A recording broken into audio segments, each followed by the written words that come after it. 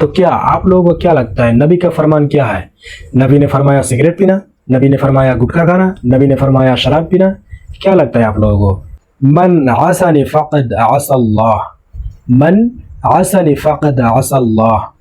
मोहम्मद सल्लल्लाहु अलैहि वसल्लम कह रहे हैं कि जिसने मेरे साथ नाफरमानी किया उसने अल्लाह के साथ नाफरमानी किया। तो दोस्तों, तो क्या आप लोग उसी तरह हमारे नबी मोहम्मद सल्लल्लाहु अलैहि वसल्लम ने फरमाया है कि जिसने मेरे तरीक़ा को नापसंद किया वो मुझसे नहीं है। जी दोस्तों, नबी सल्लल्लाहु अलैहि वसल्लम ने फरमाया कि जिसने मेरा तरीक़ा को नापसंद किया वो मुझसे नहीं है। क्या हम लोग नबी मोहम्मद सल्लल्लाहु अलैहि वसल्लम की तरीक़ा को नापसंद करते हैं? बेशक बिल्कुल नहीं, हम लोग नहीं करते हैं। जितने भी मुसलमान हैं कोई नापसंद नहीं करते हैं। लेकिन आज अगर देखा जाए दोस्तों तो कहने में भी शर्म लगता है कि आज हम लोग सुन्नत से बहुत दूर चल गए हैं। रसूल सल्लल्लाहु अलैहि वसल्लम की तरीक़ा से बहुत दूर जा चुके हैं। हम लोग भूल चुके हैं कि हम लोगों को सुन्नतें पढ़ना चाहिए, वो भी रसूल सल्लल्लाहु अलैहि वसल्लम की सुन्नत है। बहुत सारे चीज़ें जो है हम लोग आज उस तरीके पे नहीं है। नापसंद तो नहीं करते हैं लेकिन करते भी नहीं है, जो सुन्नत है वो सब करते भी नहीं है। तो दोस्तों, आप अगर और करने में शर्म भी लगता है। जी दोस्तों, मान लीजिए कि कहीं होटल गए खाना खाने और दोस्त 3 हैं, आपको लेके चार आदमी एक टेबल में खाने बैठते हैं। तो दोस्तों, उस जगह में जो थोड़ा परहेजगार है, ईमानदार है, जो सुन्नत हर चीज़ को फॉलो करना चाहते हैं, उसे भी शर्म आ जाता है कि मैं बिस्मिल्लाह ज़ोर से बोलूँगा या फिर मन ही मन बोलूँगा। वो तो अपना मान लेंगे, वो तो अपना बोल देंगे, लेकिन दोस्तों हालात ऐसा बन चुका है कि उसे शर्म आता है कि अरे यार, मेरा दोस्त लोग तो बोलते नहीं है बिस्मिल्लाह, कुछ भी सुन्नत फॉलो नहीं करते, मैं कैसे बोलूँगा इन लोगों के सामने। जी दोस्तों, ऐसा होता है। लेकिन दोस्तों, मैं आपको बता दूं कि आप बोलिए, उनके सामने आप बोलिए, बिस्मिल्लाह बोलिए, धीमी आवाज़ से बोलिए ताकि उनको सुनाई दे, और बोलिए। उसके बाद जब उनको सुनाई देगा तो फिर वो ज़ोर से कहे या फिर मन ही मन में कहे, आपके तीनों दोस्त बोलेंगे इंशाअल्लाह। जी दोस्तों, एक मुसलमान अगर किसी दूसरे भाई के मुंह से सुन लेगा बिस्मिल्लाह या फिर कोई भी सुन्नत का चीज़ बोल देगा, लेकिन कहीं ना कहीं उसका मन में खटकेगा कि यार मुझे भी बोलना चाहिए, मैं भी एक मुसलमान हूँ। जी दोस्तों, इसीलिए आपको घबराने की ज़रूरत नहीं है। आप धीमी आवाज़ से, हल्की आवाज़ से बिस्मिल्लाह बोल दीजिएगा, ताकि आपका ऐसा ज़ोर से बोलिएगा ताकि आपका तीनों दोस्त को सुनाई दे। ऐसा नहीं कि पूरा एकदम चिल्ला के बोलना है। जी नहीं दोस्तों, वैसा नहीं।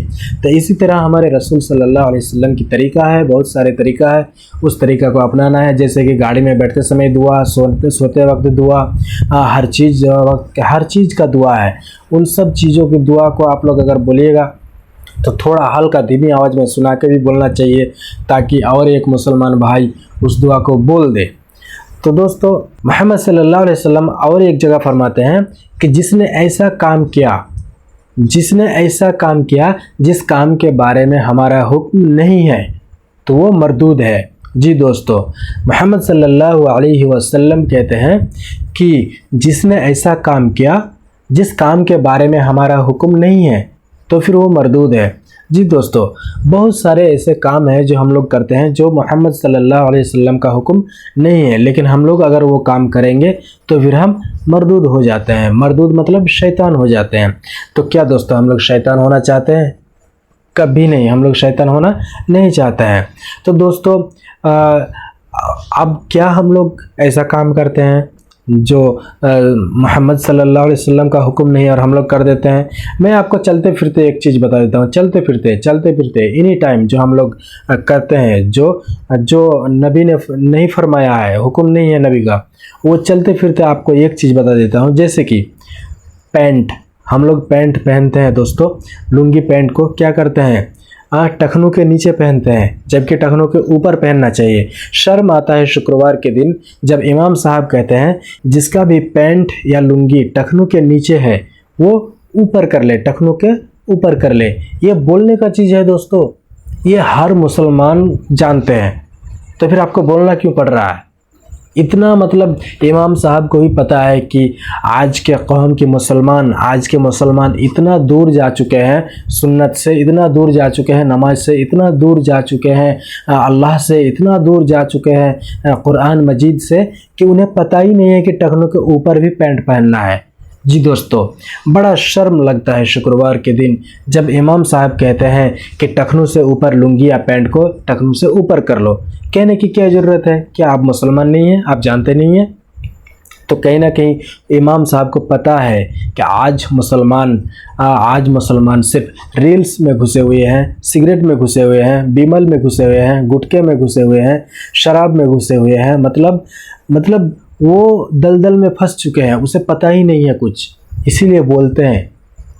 जी दोस्तों, इसीलिए बोलते हैं इमाम साहब कि टखनों के ऊपर कर लीजिए। ये बोलने का चीज़ नहीं है। नमाज ये बोलने का चीज़ नहीं है। रोज़ा ये बोलने का चीज़ नहीं है। हज ये बोलने का चीज़ नहीं है। सब मुसलमान को पता है, लेकिन मुसलमान भूल चुके हैं, इसीलिए बोलना पड़ता है। आपको दूसरा चीज़ के बारे में बताएंगे, दज्जाल आएंगे, वो क्या होगा, ईसा आएंगे क्या होगा, ये सब चीज़ों के बारे में बताएंगे, जहन्नम के बारे में बताएंगे, जन्नत के बारे में बताएंगे। नमाज के बारे में आपको बताने का ज़रूरत नहीं है। सुन सुन के क्या आपका माथा में गोबर भरा हुआ है? नहीं मालूम है क्या? ये तो बचपन से सुनते ही आ रहे हैं, अब फिर नया करके सुनना पड़ेगा। नया देखिए, जलसा सुनना एक अलग बात है, लेकिन आप उस लायक नहीं है। आप मुसलमान हैं, आपका उम्र अगर 25 साल हो चुका है, जाहिर सी बात है कि आपको सब कुछ मालूम है। अगर आपका 25 साल उम्र हो चुका है तो फिर जाहिर सी बात है कि मुसलमान का जो ईमान है, नमाज है, रोज़े है, हज है, ज़कात है, इन सब चीज़ के बारे में आपको मालूम है। जी दोस्तों, इन सब चीज़ों के बारे में आपको मालूम अगर नहीं है तो बड़ी शर्म की बात है दोस्तों। तो दोस्तों, मोहम्मद सल्लल्लाहु अलैहि वसल्लम ने फरमाया कि जिसने ऐसा काम किया जिस काम के बारे में हमारा हुक्म नहीं है तो फिर वो मरदूद है। तो ये तो पैंट टखनों के नीचे पहनना तो हुक्म नहीं है, बिना बिस्मिल्लाह बोले खाना खाना तो हुक्म नहीं है, बिना दुआ कहे रात को सोते हैं हम लोग तो बिना दुआ पढ़े सोना तो हुक्म नहीं है। बहुत सारे चीज़ों को हम लोग क्या करते हैं, हुक्म को नहीं मानते हैं। बहुत सारे चीज़ को नहीं मानते हैं हम लोग। वो करते हैं जो नबी ने मना किया है। नबी ने जो चीज़ मना किया है वही हम लोग करते हैं। हमें शराब के अड्डे में जाना है, हमें सिगरेटें फूकना है, हमें टखनों के नीचे पैंट पहनना है, पूरा झाड़ू देते जाना है, सारा चीज़ करना है जो रसूल सल्लल्लाहु अलैहि वसल्लम ने मना किया है। जी दोस्तों, एक है मोबाइल में आता है, सोशल मीडिया में, नाजिया इलाही, वो गुस्ताखी किया था, नबी के बारे में गुस्ताखी किया था। तो उस टाइम बहुत सारे नौजवान आवाज़ उठाए थे और उठाना भी चाहिए। हाँ, नबी की गुस्ताखी किया था तो फिर जब उसने गुस्ताखी किया, बहुत सारे ने आवाज़ उठाया, और आवाज़ उठाना भी चाहिए। ज़रा सोचो दोस्तों, ये लड़की, फिर भी वो एक्स मुस्लिम है, वो आवाज़ उसने नबी की शान में गुस्ताखी की तो हमें बर्दाश्त नहीं हुआ। अल्हम्दुलिल्लाह, इससे हम लोगों का प्रूफ होता है कि हम लोग में ईमान है। लेकिन दोस्तों, ज़रा सोचिए, अगर वो नाजिया इलाही आपको सवाल कर दे कि चलिए मैंने आपके रसूल के ऊपर गुस्ताखी की, आपने आवाज़ उठाई, ये बड़ी अच्छी बात है, उठाना भी चाहिए, ये मैं मानती हूँ। नाजिया इलाही मान लीजिए, एग्जाम्पल मान लीजिए, वो अगर कह रही है, हमें बुलाकर कहेंगे कि हाँ तुम आवाज़ उठाए, बहुत अच्छी बात है। कोई भी अपना धर्म के गुरु को अपमान करेंगे तो वो आवाज़ उठाएंगे ही। तो आप लोगों ने भी उठाया, ये तो बड़ी अच्छी बात है, उठाना भी चाहिए। तो फिर चलिए मैं मान लेती हूँ आपने आवाज़ उठाया, मैंने गुस्ताखी की है। नाजिया इलाही अगर ये सवाल कर दे हम लोगों को, आप बताइए आपके घर में नबी सल्लल्लाहु अलैहि वसल्लम की कितना तरीका को आप अपनाए हुए हैं, हर सुन्नत को फॉलो किए हुए हैं? अगर ये सवाल कर दे वो नाजिया इलाही, तो शायद उस टाइम हम लोगों का सर थोड़ा नीचे हो जाएगा। जी दोस्तों, ये अलग मैटर है कि हम गुस्ताखी बर्दाश्त नहीं करेंगे, लेकिन वो नाजिया इलाही अगर हम लोगों को सवाल कर दे कि आप 5 वक्त की नमाज़ पढ़ते हैं, क्या नमाज़ पढ़ने के बाद आप सुन्नतें पढ़ते हैं? क्या आप खाना खाने के टाइम बिस्मिल्लाह बोलते हैं? क्या आप खाना खाने के बाद जो अल्हम्दुलिल्लाह बोलते हैं? सोकर उठने के बाद अल्हम्दुलिल्लाहिल्लज़ी अहयाना बअदा मा अमातना व इलैहिन नुशूर बोलते हैं? शायद उस जगह पर हम लोग हार जाएंगे दोस्तों। जी दोस्तों, हमें मोहम्मद सल्लल्लाहु अलैहि वसल्लम की गुस्ताखी हम बर्दाश्त नहीं करेंगे, लेकिन अगर वो उल्टा सवाल कर दे कि आप सुन्नत को लेकर कितने चलते हैं, तो शायद हम लोग हार जाएंगे, क्योंकि हम लोग शुक्रवार का सुन्नत ठीक से नहीं पढ़ते हैं। आधा मस्जिद खाली हो जाता है, सुन्नत नहीं पढ़ता है। यह है आपका प्यार? सिर्फ स्टोरी लगा देने से और स्टेटस लगा देने से हो जाएगा? यहाँ रहना चाहिए। मोहम्मद सल्लल्लाहु अलैहि वसल्लम के लिए प्यार यहाँ रहना चाहिए। चलिए मैं एक छोटा सा आपको बता देता हूँ उमर बिन ख़त्ताब के बारे में। उमर रज़ियल्लाहु ताला अन्हु और मोहम्मद सल्लल्लाहु अलैहि वसल्लम, थोड़ा प्यार के मामले में आ गया हूँ तो इस जगह में थोड़ा बता देता हूँ, इसमें आपको समझने में आसानी होगा। देखिए दोस्तों, मोहब्बत देखिए। कौन? उमर, जिसे देखकर कौन डरते थे? शैतान कांपते थे उमर बिन ख़त्ताब को देखकर। उमर और मोहम्मद सल्लल्लाहु अलैहि वसल्लम चल रहे थे, हाथ पकड़ के या फिर घाड़ में हाथ दे के चल रहे थे। चलते चलते चलते चलते मोहम्मद सल्लल्लाहु अलैहि वसल्लम ने कहा उमर को, उमर तुम मुझसे कितना प्यार करते हो, कितना मोहब्बत करते हो? तो फिर उमर रज़ियल्लाहु ताला अन्हु ने कहा कि या अल्लाह के रसूल, मैं आपसे सबसे ज़्यादा इस दुनिया में जितनी सारी चीज़ें हैं, इस दुनिया में जितने सारी चीज़ें हैं, सबसे ज़्यादा आपसे मोहब्बत करता हूँ सिवाय मेरे जान के। मतलब इस दुनिया के जितने भी सारे चीज़ है, जितने दुनिया की सारी चीज़ है, सबसे ज़्यादा आपसे मोहब्बत करता हूँ। उससे पहले मेरा जान, उसके बाद आप। मेरा जान के बाद मैं दुनिया से मोहब्बत नहीं करता हूँ, डायरेक्ट आपको करता हूँ। मतलब सारी दुनिया से ज़्यादा आपको मोहब्बत करता हूँ सिवाय मेरे जान के। सबसे पहले मैं अपना जान से मोहब्बत करता हूँ, अपना रूह से मोहब्बत करता हूँ, अपना आप से, उसके बाद आपको। मतलब 1 नंबर में, 2 नंबर में आप। तो फिर मोहम्मद सल्लल्लाहु अलैहि वसल्लम, देखिए दोस्तों, यहाँ पर मैं दुनियादारी का एक आपको एग्जांपल दे देता हूँ, थोड़ा सा दे देता हूँ। क्या है कि आजकल अगर नए नवेली दुल्हन आए तो हम लोग क्या कहते हैं कि मैं आपके लिए जान दे दूँगा। जी दोस्तों, लेकिन दोस्तों यहाँ पर थोड़ा सोचिए, उमर बिन ख़त्ताब ने उस टाइम मोहम्मद सल्लल्लाहु अलैहि वसल्लम को झूठ नहीं बोला। जो है वो बोला कि सबसे पहले मैं अपने जान से मोहब्बत करता हूँ, उसके बाद आपसे मोहब्बत करता हूँ। हम लोग दुनिया में क्या बोलते हैं, नया कपल्स अगर आ जाते हैं तो क्या बोलते हैं, मैं तुम्हारे लिए जान दे दूँगा। झूठ। उमर बिन ख़त्ताब ने झूठ नहीं बोला था। आपकी ये बात झूठ है, आप बिल्कुल नहीं जान देंगे, ये बात झूठ है। ये बात झूठ है, आप जान नहीं देंगे। तो फिर उमर बिन ख़त्ताब ने उस दिन झूठ नहीं बोला था, मोहम्मद सल्लल्लाहु अलैहि वसल्लम को कहा था कि सबसे पहले मैं अपने आप से मोहब्बत करता हूँ, उसके बाद आपसे मोहब्बत करता हूँ। तो फिर मोहम्मद सल्लल्लाहु अलैहि वसल्लम ने कहा कि उमर, तुम अभी पक्का मोमिन नहीं हुए हो। सोच सकते हैं दोस्तों, जिसे देखकर शैतान कांपते थे, उसको कह रहा है कि तुम्हारा पक्का ईमान नहीं हुआ है। आज अगर हम कह दें कि चचा आप जो नमाज़ पढ़ रहे थे तो आप इधर उधर ताक रहे थे, मारपीट झगड़ा हो जाएगा भाई साहब। जी दोस्तों, मारपीट झगड़ा हो जाएगा।